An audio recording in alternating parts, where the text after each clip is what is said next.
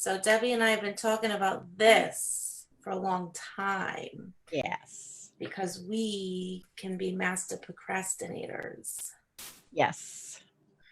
And we're going to talk to you today about procrastination. Yeah. Go ahead.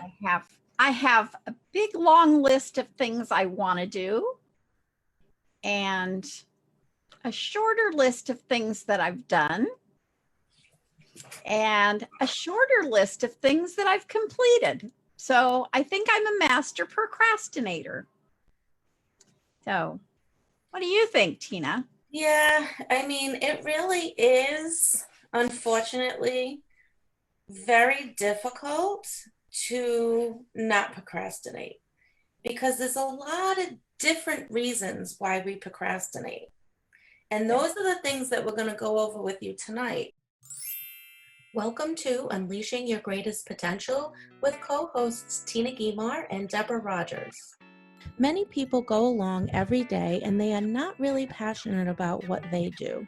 They spend a lot of time working and very little time with their family, friends, and doing things that they love to do. Our intention for this show is to help you unleash your greatest potential and create extraordinary results in your personal, professional, and spiritual life. This will allow you to start focusing on the things that you love and to live a more purposeful life. Enjoy the show. The thing is, the first step is to be aware of it. And then you have to figure out how to eliminate it. So once you become aware of how and why you're procrastinating, then you can fix it. And it's a work in progress. You know, I was always the type of person who, when I was in school, I used to cram the night before an exam. Or I actually, here's a good example. I've gotten a lot better at it because I've worked hard to stop doing this. I had to write a 21-page paper and I had the whole semester to do it, and I did it all in the weekend before it was due on the Monday. Oh, no. 21 pages. And you Wow. think I would have learned by then. You think I would have learned, but it's so easy to not do what you're supposed to do. And Yes, that's why today, Debbie and I are going to talk to you about why and how we procrastinate so you can get to that first step, which is the awareness piece. So, do you want to start with some of the reasons why we procrastinate, Debbie? lack of motivation. That's something I always thought I needed before I started something was motivation. I've learned over time, and I'm still learning this. Motivation comes later after you do it, and your knowledge will kick in, and it helps you just to step through that threshold, push past the procrastination and do it. And it eliminates so many fears, and it's just it kills procrastination. Action is the one main thing that will kill procrastination every time. Action. Just take action. Just do something.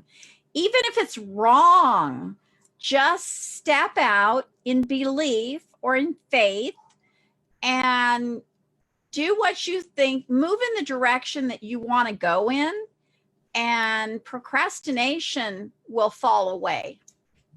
And those voices that you hear that tell you you can't do it, that help you procrastinate, will also fall away. Or sometimes they even get louder. And just acknowledge them, thank them, and move forward. Do what you know you need to do. Yeah, absolutely. And it's A lot of us, we get to the point where we're taking action, but we're not taking the right actions. Right. And that's a whole nother discussion for another day. That's what we call busy work. But if you're going to take any action towards that goal that you've been putting off, that's a step in the right direction. And then the next step is to make sure, obviously, that you're doing the right actions. But any action is going to move you towards that goal. Action is going to get you to stop putting it off, just like Debbie said. So that was awesome. Another reason why we procrastinate, I'll start with this one first. So a lot of times, perfectionism is going to make you procrastinate because let's say, for example, where we wanted to put this video out today and we didn't do it because we think it's not going to be perfect or that we're going to make mistakes or whatever it is.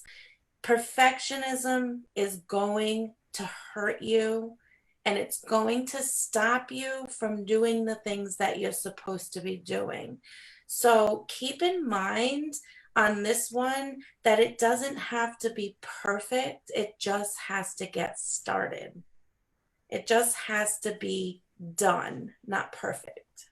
Right. Absolutely. I've stopped myself so many times. I can't count the times that, or I make a video and I don't feel it's perfect.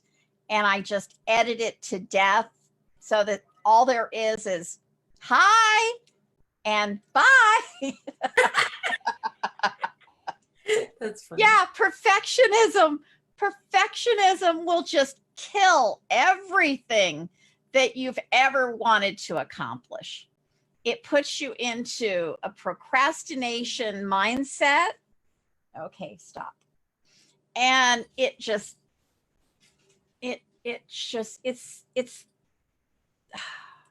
the enemy. Procrastination is the enemy. Yeah. It's the enemy of success. Now, imagine if you have a message to get out there and you haven't put it out there yet because it's not perfect. Think about all the people that need that message that they're not getting it because you haven't perfected it yet. That's hurting you. It's hurting people that need you. That's just one example. So really get past that perfectionism. When I first, and I would never want to be on live video, ever. Oh, me either. Oh my No. God, when I Don't want first, picture taken, don't want to be on video. I No, was always the one behind the camera. me too. And when they told me, you have to go live, you have to do live videos, I'm like, no. It took me 45 minutes sitting here in front of Facebook trying to hit the go live button because my perfectionism was telling me, what if nobody likes what you say? What if you make a mistake? What if you just forget what you're talking about? And it took me 45 minutes to go live, but you know what? I did it. And every time I hit that go live button, it became easier and easier and easier. Yeah. So you just have to get started and it doesn't have to be perfect. Your motivation will kick in. Practice makes permanent, not perfect. Not perfect. So yeah, just keep that in mind. I agree. Yeah, totally agree. Nothing's going to be perfect. There's always going to be room for improvement. Yeah, and I know Debbie talked about lack of motivation in the beginning. This could also be that you have a lack of energy. Things that you're working on are draining your energy. And that could also be a reason. Or people.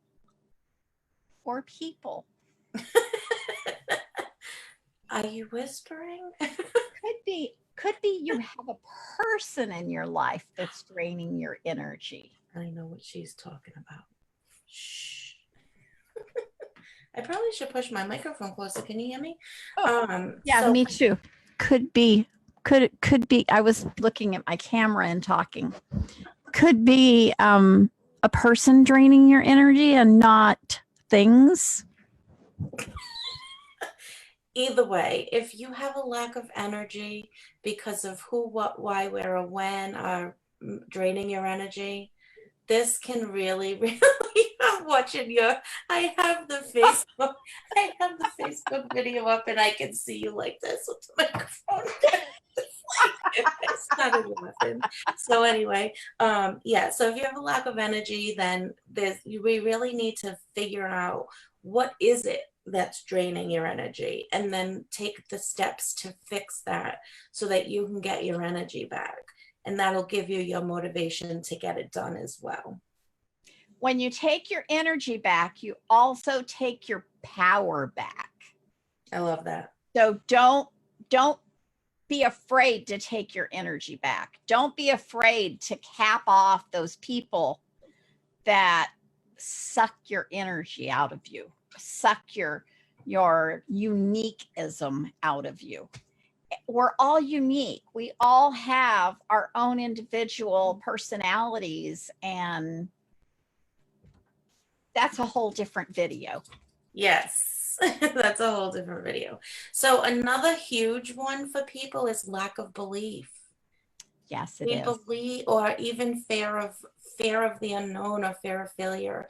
If you don't believe in what you're doing, that's going to make you push it off and not get it done. So that one is a big one for a lot of people. Yeah, you know what you're supposed to be doing, right? But you don't believe that it's going to work, or you don't believe that you can have that success, or you don't. That is, it's going to take a lot of work to get that. But once you believe that you can do it, then that procrastination is going to go away. Yeah. For me, it leads to I'll do it later. So you can't put it off. We have to make a list.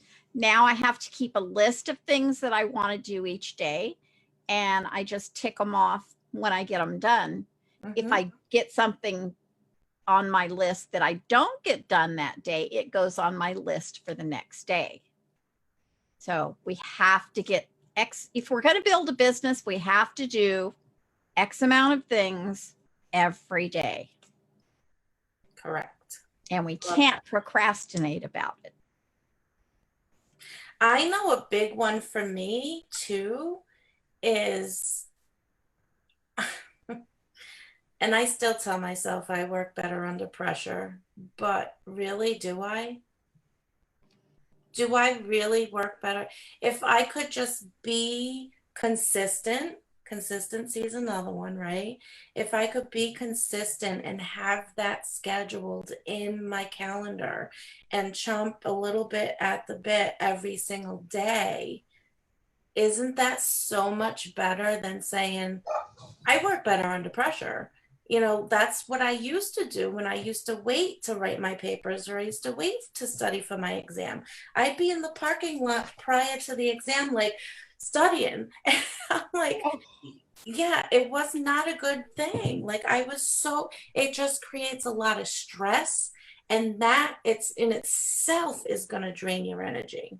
So yeah, maybe you work better under pressure, but do you really ask yourself, do you really work better under pressure?